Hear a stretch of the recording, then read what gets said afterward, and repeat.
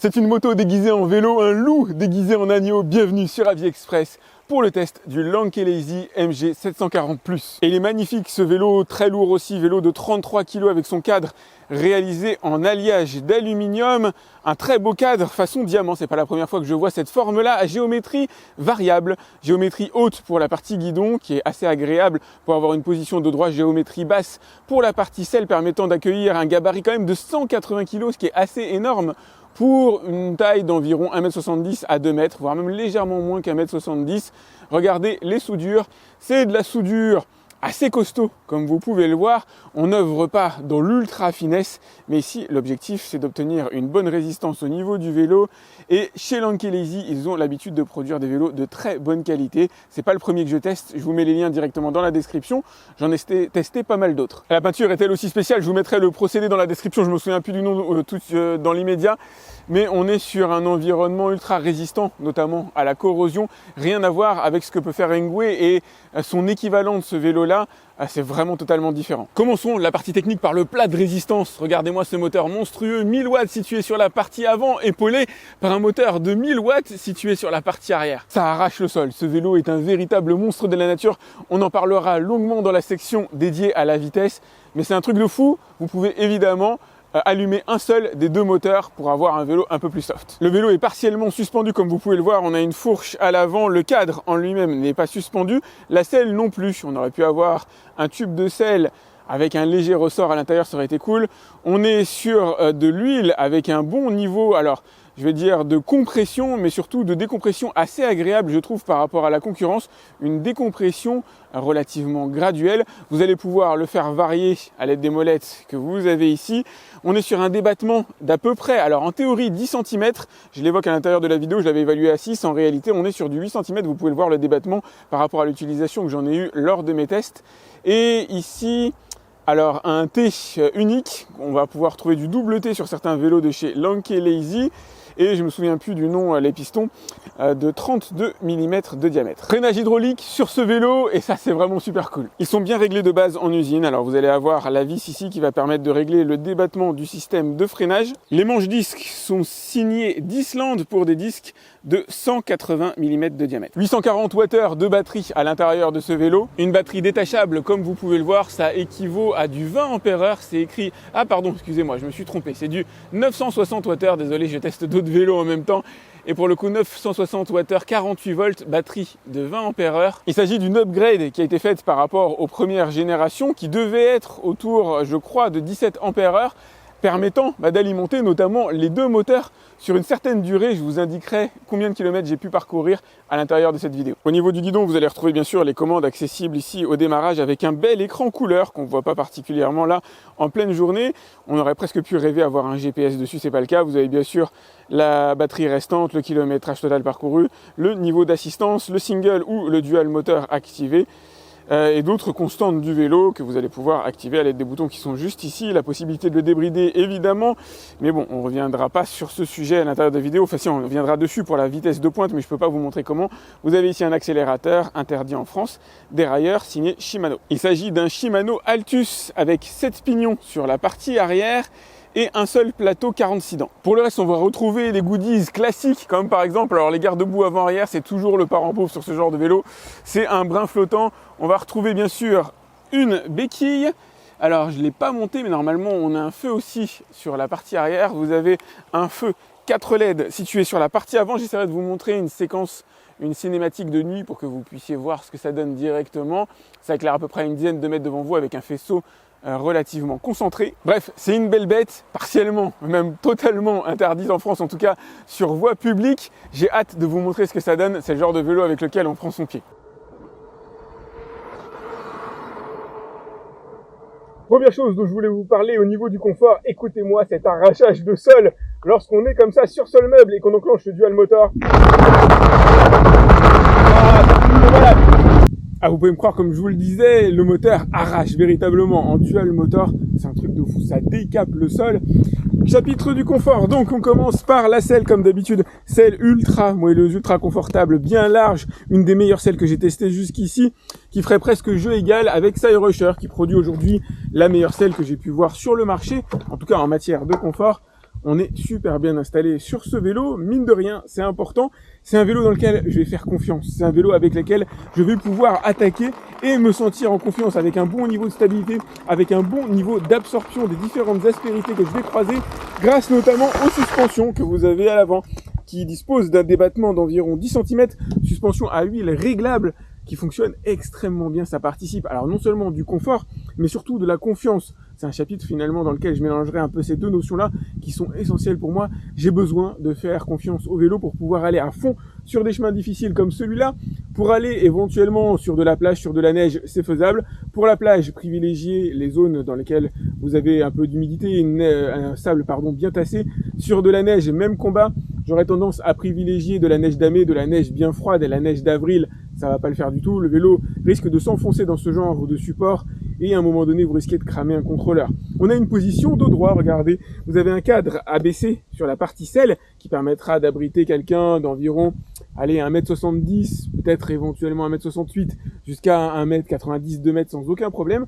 Cadre surélevé à l'avant qui permet d'avoir une position dos droit. Ça, c'est super agréable. J'aime pas trop, moi, être en appui systématiquement. J'aime bien avoir une position un peu plus cool, notamment pour parcourir du kilomètre. Et vous avez la possibilité, grâce à la bague que vous avez juste ici et le petit pas de vis que vous avez de l'autre côté, de redresser le guidon, toujours pour avoir une position plus droite. Si jamais vous êtes plus grand que moi, je mesure 1m76, ça vous donne une ordre d'idée de gabarit par rapport au vélo.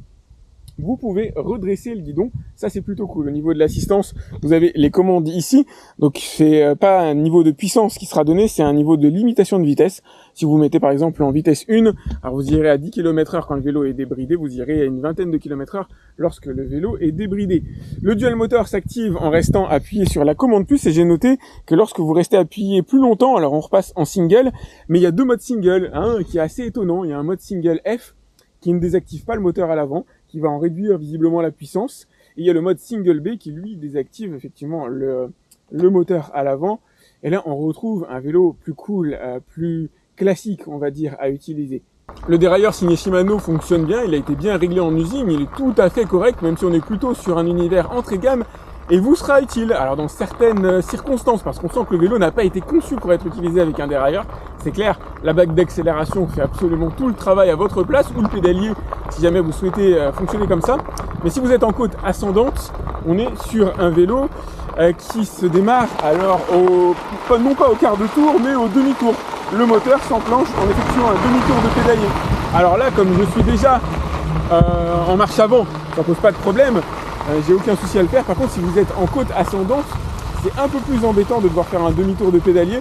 Donc pensez à tomber les rapports au niveau du dérailleur. Sinon, il va falloir utiliser la bague d'accélération qui, elle, est interdite en France. Mais enfin bon, elle est présente sur le vélo. Et on va pas se leurrer aujourd'hui sur la plupart des vélos électriques, en tout cas vendus à l'international. Vous avez une bague d'accélération, alors qui est bloquée ou débloquée en fonction des marques. Là, pour le coup, elle est débloquée et elle est bien pratique pour de la côte. En synthèse, il s'agit d'un vélo qui a véritablement presque tout bon en matière de confort. Que ce soit la selle, les suspensions, le cadre bien rigide qui absorbe énormément d'aspérité. On pourrait souhaiter un cadre intégralement suspendu, mais très franchement, on n'y gagnerait pas grand-chose à mon avis. Éventuellement, en restant assis sur de la route difficile à haute vitesse, ça peut absorber un peu les différents chocs, mais la selle fait déjà très bien le job. Le pneu aussi, pour moi, en matière de confort, en tout cas un rapport confort-prix, on est quasiment sur ce qui se fait de mieux aujourd'hui. C'est un vrai bonheur à utiliser ce vélo.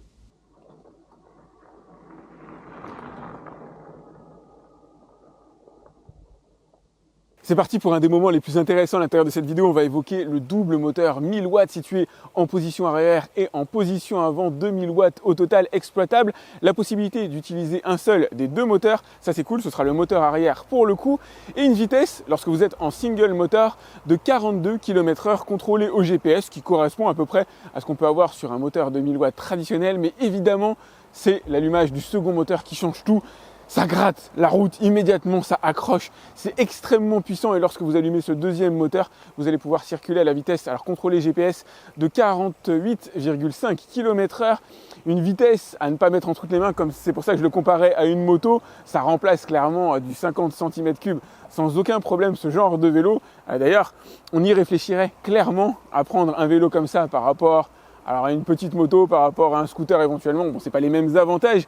Mais on rentre maintenant clairement dans ce genre de registre, ça arrache 2 moteurs, ça permet de monter des côtes absolument monstrueuses, vous avez du 30 degrés sans aucun problème, c'est les seuls vélos qui sont capables d'accélérer en côte. En règle générale, lorsque vous montez une côte, vous décélérez de manière mécanique, le moteur n'est pas en mesure de tenir sur du plat comme il tiendrait en côte. Avec du double moteur, il est possible réellement d'accélérer. Selon la côte, évidemment, vous irez à une vitesse quand même plus ou moins rapide. Vous ne pouvez pas rouler à 48 km/h sur une côte à 30 degrés, mais ça arrache, c'est monstrueux. La roue gratte effectivement au démarrage lorsque vous êtes sur un seul meuble, voire même sur du béton. Vous avez un déport qui est quand même fait sur l'arrière. On a tellement de puissance que la roue avant s'allège et du coup vous avez un déport de poids qui fait que la roue avant va gratter. Donc il vaut mieux être légèrement sur les appuis en avant lorsque vous utilisez le dual motor. Ça va avoir un grand intérêt lorsque vous êtes dans des situations difficiles, notamment dans de la boue où vous pouvez avoir habituellement l'avant qui chasse lorsqu'on est sur un système de propulsion. C'est un petit peu comme sur une voiture d'ailleurs. On a l'avant qui se déleste. Encore plus palpable évidemment quand on est sur une route difficile, lorsque vous êtes sur de la boue, comme ça pourrait être le cas d'ailleurs avec une moto, l'avant se déleste, en tout cas l'avant chasse, vous êtes en lutte assez perpétuelle. Ici c'est un petit peu moins le cas puisque vous avez une roue moteur à l'avant, vous avez 2 roues motrices mécaniquement. La roue avant permet de garder plus de stabilité dans les situations difficiles. C'est un vélo qui n'a pas que des avantages en matière de vitesse de pointe, il a aussi des avantages en matière de conduite, il tient très bien la route, c'est super agréable. Mais c'est totalement interdit en France.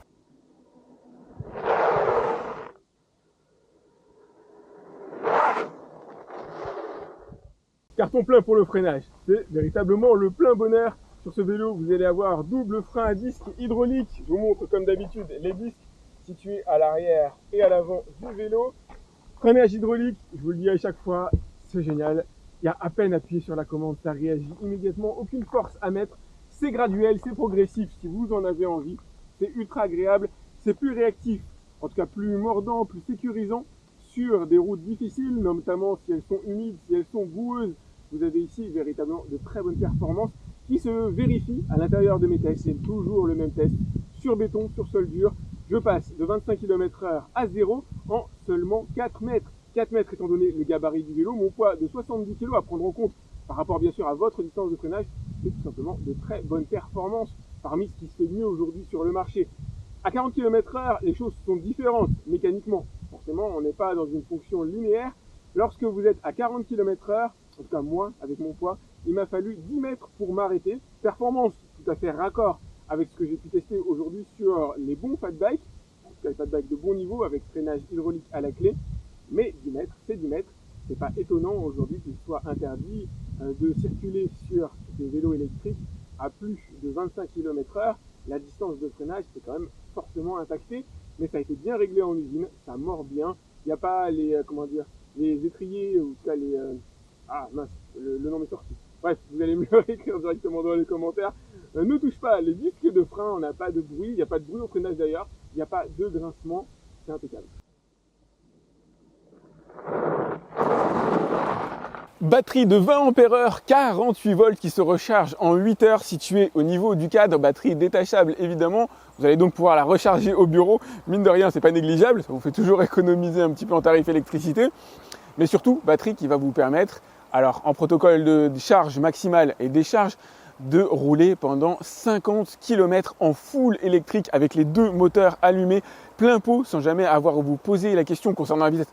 En dehors, bien sûr, de tout concept de sécurité, de réglementation, vous allez pouvoir circuler à plein pot avec ce vélo pendant 50 km. C'est bien, c'est très bien. Ça a été bien dimensionné. Plus gros, ça aurait été probablement trop gros, eu égard notamment au poids du vélo. Inférieur, ça m'aurait laissé un petit peu sur ma faim, autour de 40 km d'autonomie, j'aurais trouvé ça un peu juste. Là, ils ont véritablement très bien fait les choses chez Lanke Lazy. Batterie qui est parfaitement à même d'alimenter les moteurs pour leur permettre de donner quasiment leur plein potentiel.